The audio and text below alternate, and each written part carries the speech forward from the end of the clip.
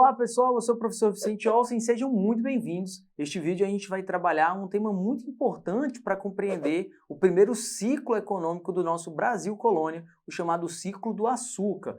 Nós vamos discutir aqui então a sociedade açucareira.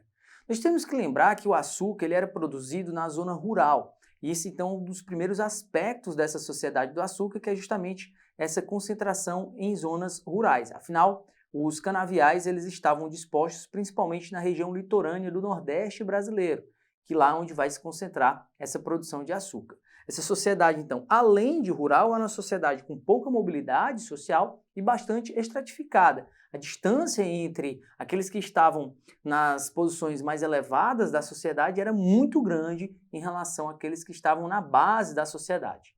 No topo, então, dessa estratificação social, nós temos o senhor de engenho, o homem branco proprietário das terras e sua família. Nós vamos ter, enquanto isso, na base dessa sociedade, os escravizados, inicialmente os indígenas e posteriormente a africana, que foi trazida contra sua vontade de territórios no continente africano para a América, para servir então de mão de obra compulsória, nesse caso do chamado diáspora africana. Afinal, eles foram trazidos à força.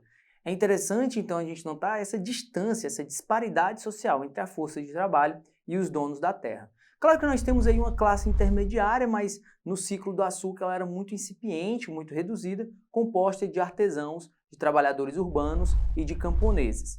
No tocante, então, à sociedade açucareira, esses eram os principais atores desses estratos sociais.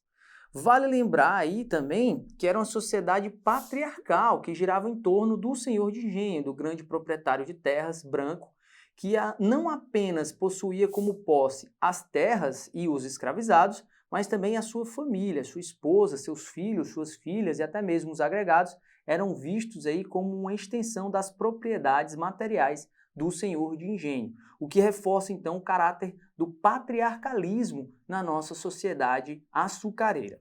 Continuando então a análise dessa sociedade, nós temos que dar destaque, claro, à mão de obra dos africanos escravizados. Como nós vimos, eles foram trazidos à força, eles viviam em péssimas condições, longas jornadas extenuantes, muitas vezes sofriam castigos físicos, castigos violentos, inclusive. João Antonil vai dizer então que os escravizados eram as mãos e os pés dos senhores de engenho devido à importância desse ator, dessa figura para o ciclo do açúcar no Brasil. Vale lembrar que eles também foram destinados a outros serviços, como os escravizados domésticos, por exemplo, e também no comércio, na mineração, isso já no ciclo do ouro, e até mesmo eram alugados. Nós vamos ter aí a presença de escravizados de aluguel, principalmente nessas regiões mais urbanas do que nas regiões rurais. Quanto aos trabalhadores livres, que estavam ali na classe intermediária, como a gente viu, eram incipientes, eram poucos membros dessa classe durante o ciclo do açúcar, nós vamos ter, em sua maioria, brancos empobrecidos, que não tinham propriedades, ex-escravizados, que tinham sido, então, libertos, e até mesmo mestiços, que aí trabalhavam como feitores, como capitães do mato, fabricando produtos em geral, e também eram, muitas vezes, roceiros, ou seja, tinham ali pequenas plantações, pequenas roças próprias. Vale lembrar também que, em geral, eles vão se concentrar nas vilas e nas pequenas cidades que giravam em torno dessa produção do açúcar.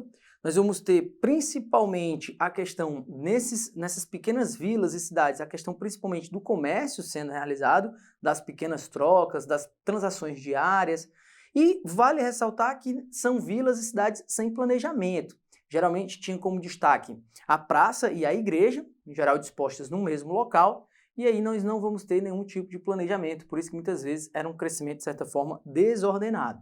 É interessante a gente lembrar que, devido a essa presença da praça e da igreja, as comemorações religiosas, os festejos e até mesmo as decisões políticas muitas vezes se concentravam nessas vilas e cidades que estavam aí complementares às zonas rurais produtoras de açúcar.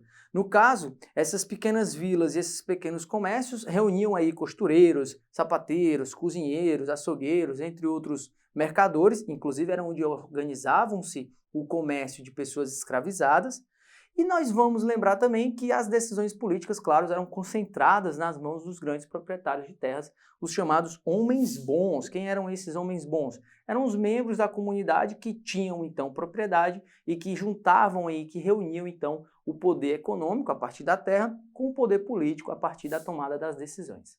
Esses são então os principais aspectos que nós devemos destacar da sociedade açucareira no Brasil colonial. Espero que tenham gostado, pessoal. Bom estudo, foi um prazer estar aqui com vocês. Até mais, tchau!